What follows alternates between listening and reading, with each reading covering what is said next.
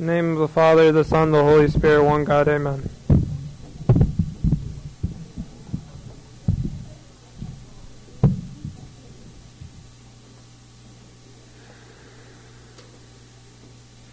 So, I had something prepared, but I'm doing an audible. I'm doing like a last minute audible here.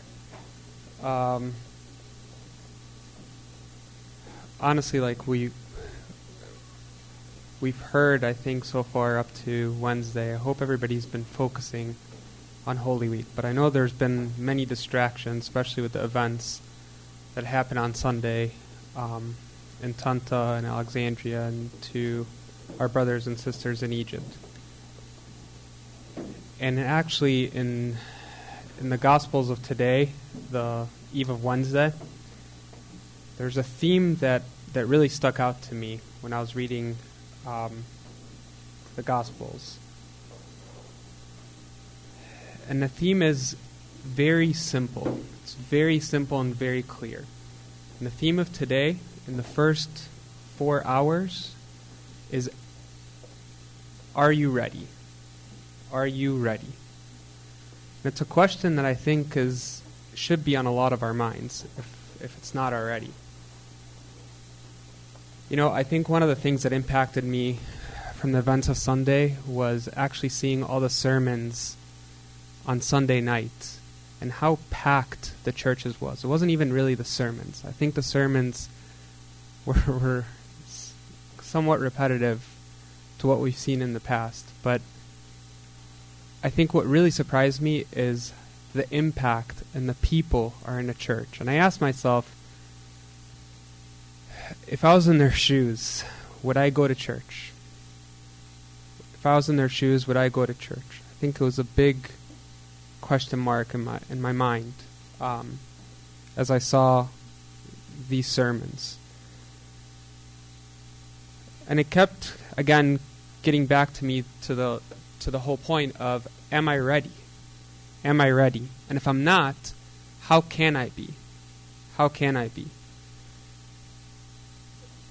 And there's 4 very simple points that I think, obviously, I don't think we could ever be ready, but I think can get us to be ready. In the first hour today, what was the gospel about? Do you guys remember? We're paying attention. What was the first gospel of today? The first hour of the eve of Wednesday. There's a wedding. We hear of a wedding, right? And the wedding, right, is for the son of a master. And what does the master do? He tells his servants, go and what? Tell the people they're invited. The people that are invited, go hand out the invitations and tell them to come. Do they come? They don't come, right? They don't come. Why don't they come? They get busy.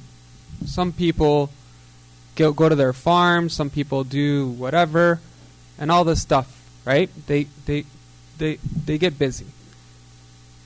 And some people treat the servants who come to invite them very badly. So the master gets upset. And he goes and he punishes the people that got invited. And he tells the servants, go and gather everyone to the banquet. And he walks into the banquet and he sees a guy who's out of place. Right? He sees a guy that's out of place. So he tells the servants, bind them and move him out of here. Move him out of here. Okay? Move him out of here. And at the end it says what? For many are called, but few are chosen. Many are called, few are chosen. But I think the verse that we want to hear the most out of that Bible is, the servants call out to those who are invited to the wedding, and what? But they would not come. But they would not come. When we ask ourselves, are we prepared? I think the first point is, are we freely, willingly, self-willingly ready to come to Christ? Are we willingly coming to Christ? We're not coming because our parents told us to come. We're not coming because we were born in this church and this is what we know, and we come because of our friends. But we come to gain an experience with God. This week, specifically, is massive. Why is it so massive? I get to see what I was supposed to receive. And someone comes and takes it for me. God himself comes down like me. Comes as me. Comes down and he takes what I was supposed to take. There's no greater love.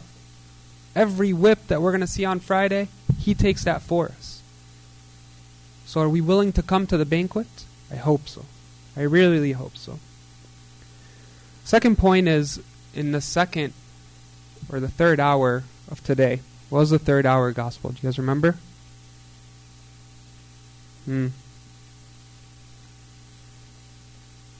Third hour gospel, Christ speaks about we neither know the time nor day, right? And he kind of equates it, or he does a little example by telling them about Noah. You guys all know the story of Noah, right? Do you guys all know the story of Noah? You guys all know the story of Noah. The people listened to Noah.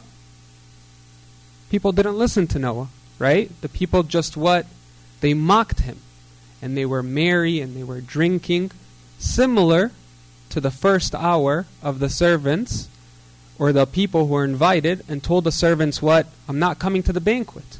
These people did the same thing. They did the same exact mistake. They told him, nope, not coming, right? And he says what? For as in those days before the flood they were eating and drinking, marrying and giving in marriage, until the day when Noah entered the ark. Until the day when Noah entered the ark. So he tells them, learn from the examples of the past. And he says a very key word. He says, for as in those, therefore, stay awake. Stay awake. For you do not know on what day your Lord is coming. Second point for me to be prepared is when I come to church, I am willingly coming, and now I am alert. I am awake.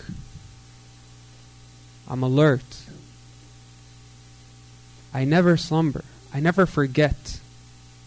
I always know that I'm here focusing on what? The cross. I always focus on the cross. That's my main focus.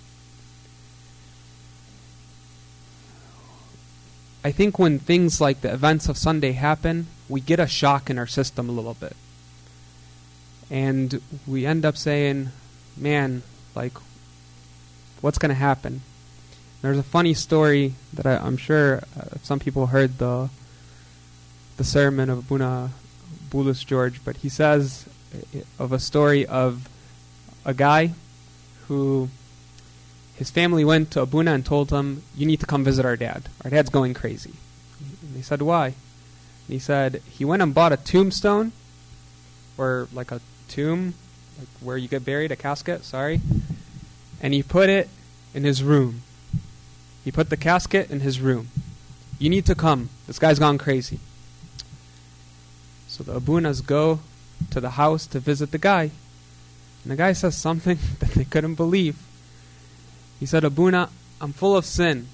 And the only thing that reminds me that this world will end and that I have to behave is this casket. Before I go to bed, I look at this casket. And I know that there's an end to this. So it reminds me to stay awake, to stay alert, to know my sins. The Abunas obviously were like, all right, man, you're a saint. But we should be like this. We shouldn't wait for events like this to wake us up. We should already be awake. Right? These events will come and go, but we should be prepared and ready by being awake, by focusing this week and past this week.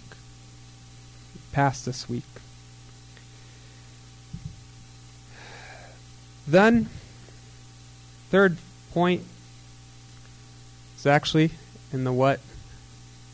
In the 6th hour of today. What's the 6th hour of the gospel of today? We read this in Tasbihah all the time. If you attend Tasbihah, you'll know that this gospel is read right before Tasbihah.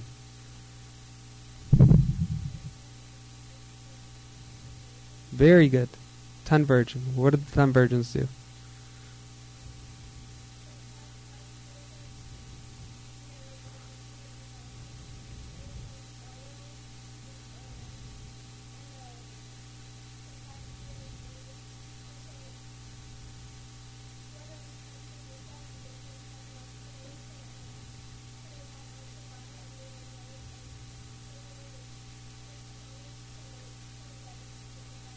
Perfect. Did you guys all hear that? I think they all heard it. You were very good. So the 5 foolish and the 5 wise. The 5 wise got their lamps ready. They were ready for the bridegroom to come. And when the bridegroom came, the 5 foolish were what? Oops. Hook us up. They said what? Nope. Can't hook you up. You're on your own. You weren't prepared. You weren't prepared. Same thing with us. Are we prepared? Are we prepared for God? Do we love God that we're ready for Him? Kind of similar to the events again. I know I keep coming back, but there are people, and I heard of families praying before they go to church. They pray before they go to where? To church. Does that make sense? They pray in their living rooms to go to church. Why? They're not certain that they'll come back. They're not certain that they come back, but they pray. That's being prepared, right? Doesn't take much. Again, we neither know the time nor the hour. So I should always be prepared. Questions I should be asking myself.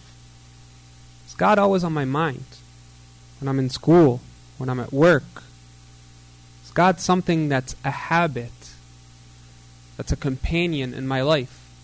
Or is He just someone that's an acquaintance, someone that I just know, that I just come to church every once in a while and so forth? No, can't be, cannot be. I have to be prepared. I have to be like the 5 wise virgins. My oil is always with me. My lamp is always burning. I can't have a lamp without any fire in it, right? What's the point of it? It's useless. It's dead. But no, I should always be prepared. I should always be prepared. The last thing is actually in the 9th hour. What's the 9th hour?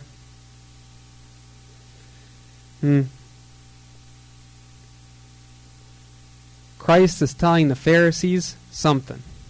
What does He tell them?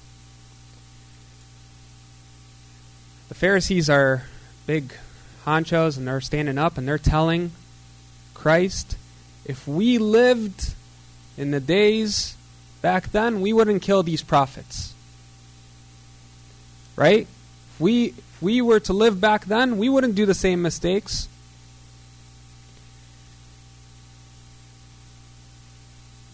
This is the seed of pride. And this is where all sin comes from. In order for me to be prepared to see God, I have to humble myself. In the book by Pope Shenouda, The Spiritual Man, he says we're in the image of God. Right? You were created in the image of God. And God is love. We abide in love. We don't compare ourselves with others. We don't look at others. We don't say, oh, if I was this person or if I was that person. I can't be higher than anyone. I'm always lower than everyone. I'm always lower than everyone. I think a lot of those people who are ready, when Christ sees them that they're ready, He says, it's time for you to be with me, are the people who are the most Christ-like in every aspect. They're willing freely to come to Christ. They're always alert. They're always awake. They know that Christ is everywhere. They shout out to Him. They're always prepared. Right? They have their agbeya, their Bibles. Their prayers are always in their thoughts and their hands. And they always focus on themselves. And this should be a great example for us for this Holy Week. Is that we focus on the cross. We focus only on ourselves. We ask ourselves the most deep and intimate questions throughout this week. We ask ourselves, what are the things that are hindering me from Christ? What are the things that are pushing me away from Christ? What are the things that are making me reject the invitation to come to the banquet of Christ? These are the questions we ask ourselves this week. And I focus on the cross, and I lay down all these burdens on the cross. I go to Abuna, who's readily available this week, and I put the stuff down, and I push forward, moving on and on and on, till next Holy Week where I do it all over again. So I pray that we all truly take